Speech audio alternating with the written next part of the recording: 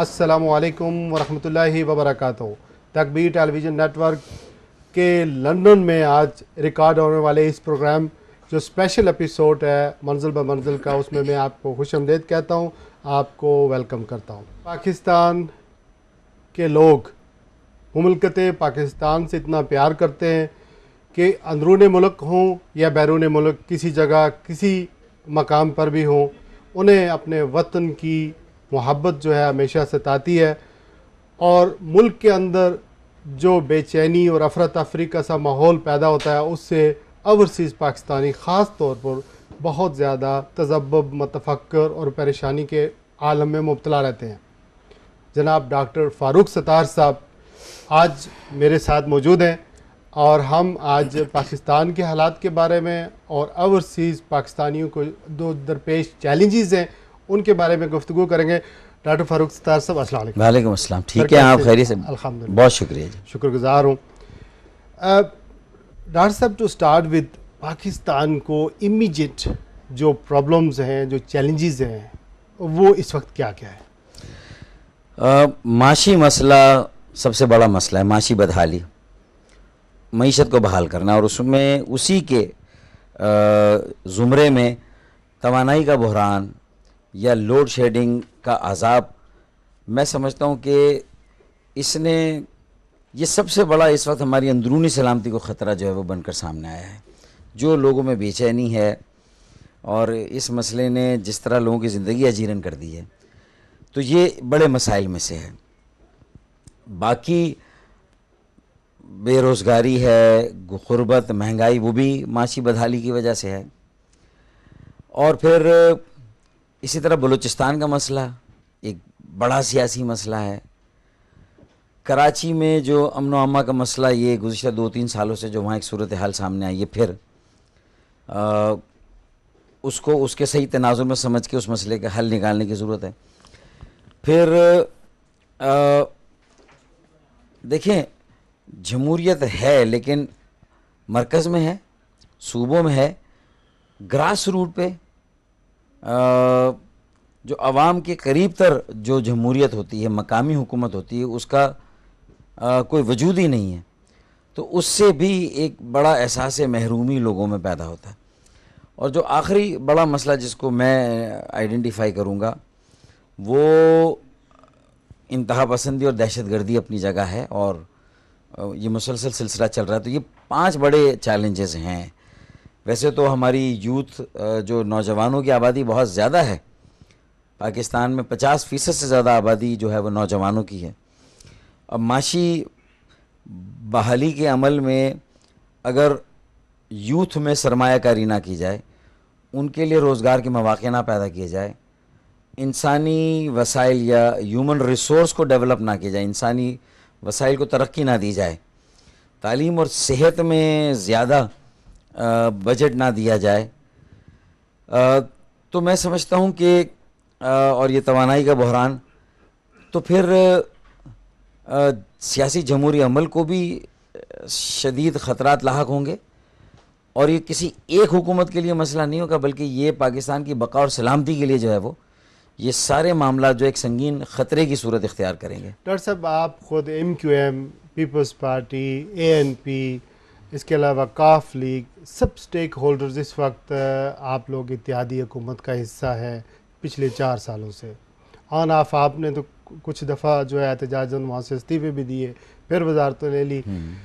Problems कहाँ आ रही हैं? आप लोगों को जब पता है ये प्रॉब्लम्स हैं, तो उनको सॉल्व करने के लिए आप लोग या आपस में मुखलस नहीं है या कोऑर्डिनेशन नहीं है, प्रॉब्लम्स कहाँ हैं?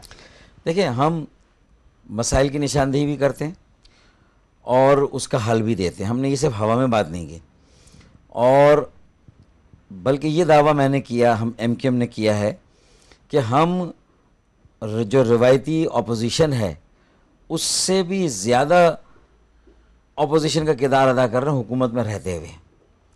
हुकूमत के अवाम मुखालिफ इक़दामात की तनक़ीद करना, उनकी गलत पॉलिसियों को जो है वो क्रिटिसाइज़ करके उसको एक्सपोज़ करना, तो हम ये सब काम कर रहे हैं। देखिए, हम यही कर सकते हैं। हम अगर अपोजिशन में भी आ जाएं तो भी यही करेंगे, जो हुकूमत में रह के कर रहे हैं। लेकिन जाहिर है कि मुल्क के जो अक्सरियत है वो जाहिर है पाकिस्तान पीपल्स पार्टी हमारा हलीफ, हमारी मखलूत हुकूमत की जो बड़ी जमात है, 125 सीटें हैं उनके पास। PMLN के पास 90 या उससे ज़्यादा सीटें हैं, ये दूसरी बड़ी जमात है। तो अब पाकिस्तान के अवाम ने जब इनको वोट दिए हैं तो जाहिर है कि जो फैसलों का इख्तियार भी वो इनके पास है। हम अपोजिशन में, हुकूमत में, फैसले तो ये जो करने हैं, अब हम निशानदेही करते हैं और हल देते हैं। अगर पीपल्स पार्टी हमारे मशवरों को नहीं मानती तो फिर अवाम को फैसला करना चाहिए कि या तो पीपल्स पार्टी के उन लोगों को वोट दें जो कि अवाम के मसाइल को हल करें, आम सियासी कारकुन अगली असेंबली में इलेक्ट होकर आए। देखिए, ये तो वाज़े हो गया कि पाकिस्तान में एक 2% मरात याफ्ता तबका बरसर इख्तदार है, सारे वसाइल, इख्तियारात और इख्तदार उसके पास है बिला शिरकत खैरे, और उसने आम आदमी को उसमें कोई किरदार नहीं दिया है। इसलिए आम आदमी का मसला भी उस वक्त हल होगा जब एक आम आदमी असेंबली में आएगा।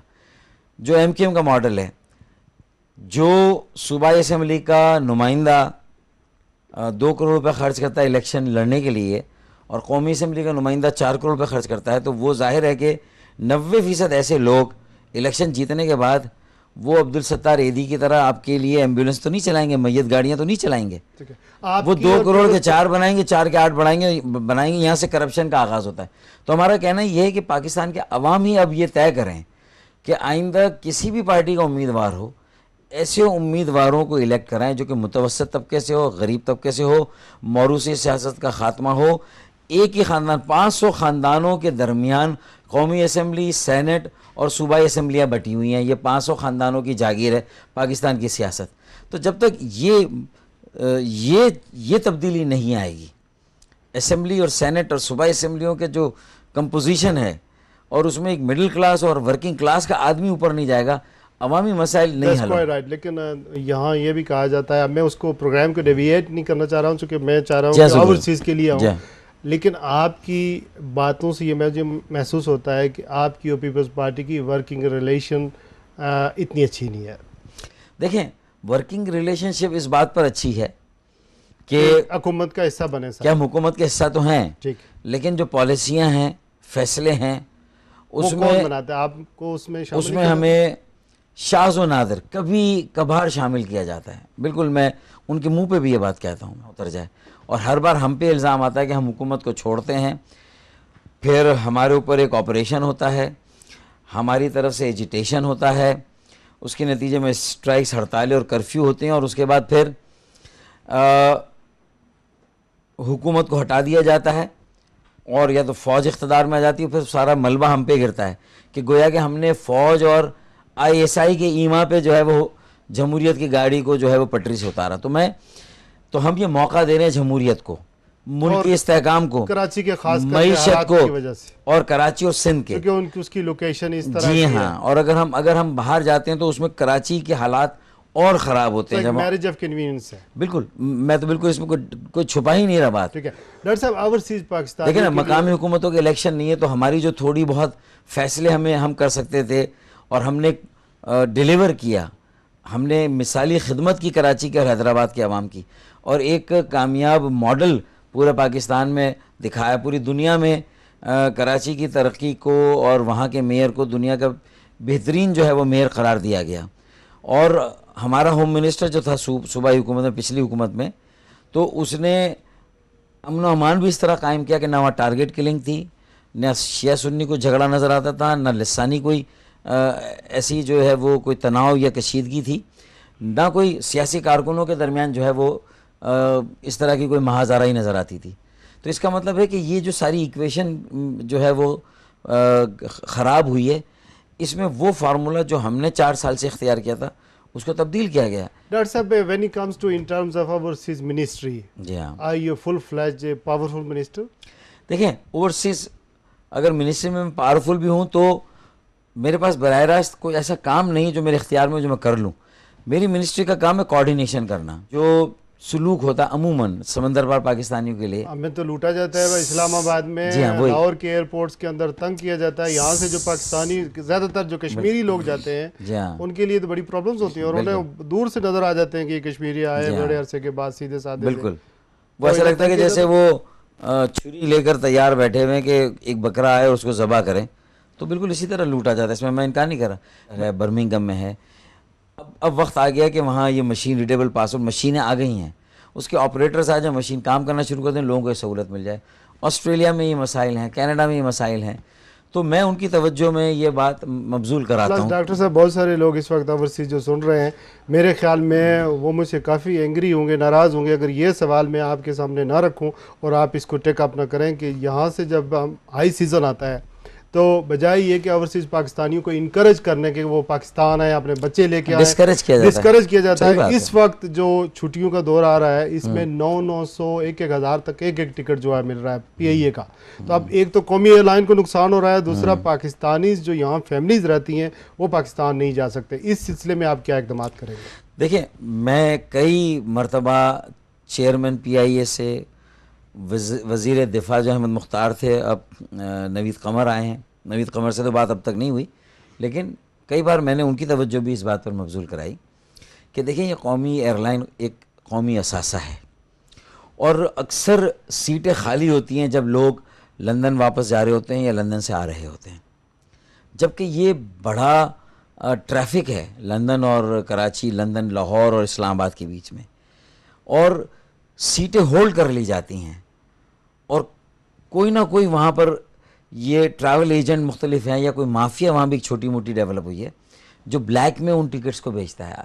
लोगों की सीटें बुक होती हैं और वो जब वापस जा रहे होते हैं तो उनकी वो सीटें जो है किसी और को दे दी गई होती हैं। ये मसाइल हैं और आप फायदा पहुंचा रहे हैं, और पाकिस्तान जो दूसरी एयरलाइन है वो फायदा उठा रही, जैसे एमिरेट्स है और दूसरी एयरलाइन, और फिर हमारी राउटिंग में भी बराह रास्त जहाँ से फ़्लाइटें हो सकती हैं या हम जो राउट बना सकते हैं, तो उसमें भी जो है वो हम थोड़ा सा माइंड अप्लाई नहीं कर रहे हैं। पाकिस्तान से बिजनेस जो है वो टर्किश एयरलाइन ले रही है। तो आप क्या करेंगे अभी? मेरा काम तो ये कि मैं इसको फॉलो अप भी करूंगा। देखिए, मेरा काम तो ये है कि जो मेरी स्टैंडिंग कमेटी में जो मेरा मेंबर है मेरी पार्टी का, वो बहुत एक्टिवली इन चीज़ों को, वहाँ जो दिफा की स्टैंडिंग कमेटी, उसमें हम इसको उठाते हैं इन मसाइल को। हमारा काम है कि हम पॉलिटिक्स ऑफ परस्यूएशन हम परस्यू करते हैं, हम तवज्जो दिलाते हैं that you will do। लेकिन एक और इशू जो है वो ये है कि हमारे जो बच्चे पाकिस्तान जाते हैं, अक्सर उनकी जान और माल की हिफाजत का मामला दरपेश आ जाता है, रास्ते में उन्हें लूट लिया जाता है जो ओवरसीज़ पाकिस्तानी जाते हैं, और ख़ास करके बच्चों के अगवा के केस हुए हैं कई दफ़ा, ये आप रिपोर्ट भी हुए, आपने सुना भी है इसमें यहाँ बरतानिया के, और वो जो पैसे के बदले जो है उन्हें छोड़ा जाता है तावान लेकर। तो इस बारे में आप क्या करेंगे? देखिए, ये लॉ एंड ऑर्डर तो पूरे मुल्क की जो है वो, अंदरून मुल्क भी जो लोग रहते हैं उनके लिए भी मसाइल तो हैं बिल्कुल इसी तरह के। और सारे समंदर पार पाकिस्तानी जब आते हैं तो ये तो एक दो धारी तलवार है कि एक तो वो पाकिस्तान का, वो यहाँ सफ़ीर हैं पाकिस्तान के, वो ये कोशिश करते हैं, पाकिस्तान का जो दर्द उनके दिल में है शायद पाकिस्तान के अंदर रहने वालों के दिल में उतना दर्द नहीं है, तो वो पाकिस्तान की इमेज को बेहतर करने के लिए कोशिश करते हैं। तो जब वो ख़ुद उनका ही एक्सपीरियंस हो जाता है इस तरह की कोई सूरत हाल आती, तो फिर वो पाकिस्तान के केस को कैसे पूरी दुनिया में, आलमी बरादरी में कैसे डिफेंड करेंगे? एक तो ये नुकसान है। कर्ज उतारो, सैलाब हो, जलजला हो, और ज़र तरसील फ़ॉरेन रेमिटेंस सालाना 6 अरब से 4 सालों में, गुज़िश्ता 4 सालों में बढ़ के 13 अरब डॉलर तक पहुँच रहा है। ये अगर इस वक्त ओवरसीज़ पाकिस्तानी का ये फ़ॉरेन रेमिटेंस ना होता तो यकीन जानिए कि आज पाकिस्तान के अंदर जो डिसइंटीग्रेशन का अमल है ना, जो टूट फूट का अमल, वो इतना तेज़ होता कि फिर पाकिस्तान को बचाना शायद मुमकिन ना होता। ये फ़ॉरेन रेमिटेंस है जिसने पाकिस्तान की मईशत को ये थोड़ा बहुत सहारा दिया हुआ है, जिस पॉलिसी मंजर आम पर आ जाएगी। आपने क्या सोच रखा है उसमें? यही सारी बातें हैं कि कमिटमेंट लिए जाएँ वजारत दाखिला से, वजारत दिफा से। ये जो आपने मसला बताया लॉ एंड ऑर्डर का, देखिए ऐसे डेडिकेटेड SSP के दफ्तर में सेल्स कायम होने चाहिए कि आम थानों में ओवरसीज़ पाकिस्तानी को जाने की ज़रूरत नहीं, उन्हें वीआईपी शहरी का दर्जा देना होगा, कम से कम फर्स्ट रेटेड सिटीजन का दर्जा तो दे, ना कि थर्ड रेटेड सिटीजन जो उन्हें बना दिया गया है। एक स्मार्ट कार्ड निकालते हैं ओवरसीज पाकिस्तानियों के लिए जो रेगुलर आते हैं पाकिस्तान में, उन्हें कार्ड दे दें, वो आए स्वाइप करें, उन्हें वो ह्यूमन इंटरेक्शन ही नहीं होना चाहिए, उन्हें इमिग्रेशन ऑफिसर के साथ उनका वास्ता ही नहीं पड़ना चाहिए। वो आए उस कार्ड को स्वाइप करें, आए वापस, और जब वापस आए स्वाइप करके वापस चले जाएं। एक प्रॉब्लम और इससे इनकम भी जनरेट होगी, और ओवरसीज पाकिस्तानी खुशी खुशी वो कार्ड जो है वो बनवाएंगे, क्योंकि वक्त बचाना चाहते हैं। वो जो जहनी कोफ्त है, अजियत, उससे बचना चाहते हैं। डॉक्टर साहब मैं जब पाकिस्तान तो ये हम कर रहे हैं। इसके लिए मैंने वजारत दाखिला को, नादरा को, सबको एंगेज किया हुआ है। डॉक्टर साहब जब हम पाकिस्तान जाते हैं, और ये हमारी उस पॉलिसी में भी शामिल है। फिर अदालत के भी बेंचेस अलग हों, जो उनके केसेस हैं, जायदादों पे कब्जे हो, मकान पे हो, कारोबार पे कब्जा हो, या ये इस तरह लॉ एंड ऑर्डर हो, किडनैपिंग हो जाए, उसके लिए अदालतों में भी जब कोई सिचुएशन आए तो उनके लिए अलग अदालतें होनी चाहिए। It sounds fascinating. और fascinating के साथ it is doable, it is practicable. I'm not saying anything. The President of Pakistan, the Prime Minister of Pakistan, the Cabinet of Pakistan, and I have a responsibility to draw the attention of the President, Prime Minister, the Cabinet of Pakistan and the Parliament. तो मैंने पहली बार ये सारा काम करके मैं ये ले जा रहा हूँ कैबिनेट में, देखते हैं। डॉक्टर साहब जब पाकिस्तान जाएं तो हर मॉडल की फॉरेन कार अवेलेबल है सड़कों के ऊपर, ये बड़े बड़े अमीरों के बच्चे चला सकते हैं। सही बात। लेकिन ये गाड़ियाँ लियाकताबाद में या क्या कहते हैं गुलशन इकबाल में या कराची की सड़कों पर इतनी नज़र नहीं आती, जो गरीब इलाके हैं या रावलपिंडी के इलाके हैं, वो सुजुकियाँ और वो पुराने मॉडल की गाड़ियाँ धुआं छोड़ती हुई।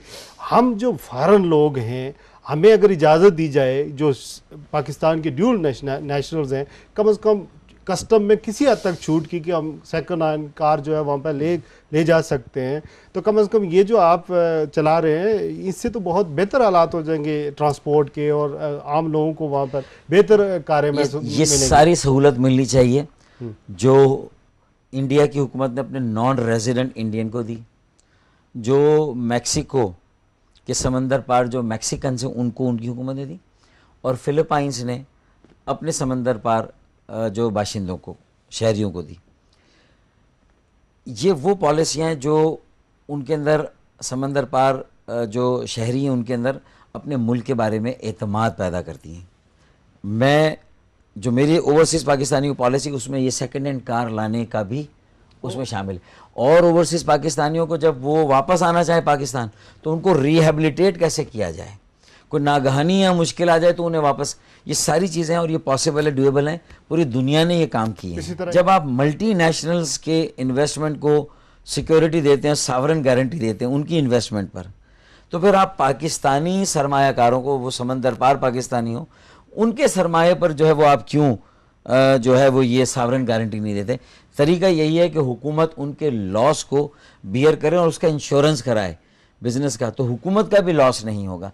हर चीज़ का करने का तरीका है, एक हमें अपने विजन को थोड़ा सा, जो पूरी दुनिया में महातिर मोहम्मद ने किया, डेंग ज़ियाओपिंग ने जदीद चाइना में किया, ली गुआंगहू ने सिंगापुर में किया, हमारे भी वही 2 हाथ 2 पैर और यहाँ एक दिमाग है, हमें इसे ही जो है वो इस्तेमाल करने की ज़रूरत है। अब ये ओवरसीज़ पाकिस्तानियों का रोल बहुत आम है, आपकी गुफ्तगू से लगता है प्रॉब्लम्स हैं, आपको भी पता है as a minister for overseas Pakistanis, लेकिन ये कहा जा रहा है कि हमें जो है वो स्टेट के अफेयर्स से कम्प्लीटली माइनस करने के लिए सोचा जा रहा है। मतलब कि ओवरसीज़ पाकिस्तानियों को वोट का हक तो दिया जा रहा है, लेकिन उन्हें नुमाइंदगी का हक नहीं, यानी वो इलेक्ट नहीं हो सकते, दे आर इनएलिजिबल। कॉन्स्टिट्यूशन की जो आर्टिकल 63 है उसके मुताबिक कि कोई भी पाकिस्तानी, मसलन तो कुरैशी साहब MB जो है, वो अगर जिनके आज हम मेहमान भी हैं फर्ड के, जब वो हमें होस्ट भी कर रहे हैं, वो अगर इलेक्शन लड़ना चाहें पाकिस्तान में, और if he wants choose to be a minister for education, जैसे वो फॉर फार्मर है, वो नहीं हो सकते। तो इतने बड़े बड़े इन्फ्लुएंशियल लोग जो हैं, वो अगर पाकिस्तान में कोई रोल अदा करना चाहते हैं वो नहीं हो सकते। लेकिन चाइना तरक्की की जिस महराज पर है, उसमें 75% हिस्सा समंदर पार चीनियों का है, जो समंदर पार चाइनीज़ हैं उनका है। इसी तरीके से इंडिया आज माशी तौर पर जो तरक्की कर रहा है, उसकी तरक्की का राज भी समंदर पार पाकिस्तानियों को उन्होंने किरदार दिया। सियासत में भी नाजरीन, मेरी गुफ्तगू डॉक्टर फ़ारूक सत्तार साहब से जारी है। अभी मुझे ये भी पूछना है कि कराची में जो आग और खून की बार बार होली खेली जाती है, इसका ज़िम्मेदार आखिर कौन है? और ये जो दहशत गर्दी की बार बार जो हम सुनते हैं, जो सदाएं आती हैं, फ़लाँ दहशत गर्द ANP इल्ज़ाम लगाती है MQM के ऊपर, MQM इल्ज़ाम लगाती है ANP के ऊपर, पीपल्स पार्टी लिहारी वाले एक दूसरे पर इल्ज़ाम लगाते हैं। इसके बारे में भी बात करेंगे डॉक्टर फ़ारूक सत्तार साहब के साथ, लेकिन अभी एक फ़ौरी तौर पर हम ब्रेक ले लेते हैं और ब्रेक के बाद फ़ौरन हाज़िर होते हैं।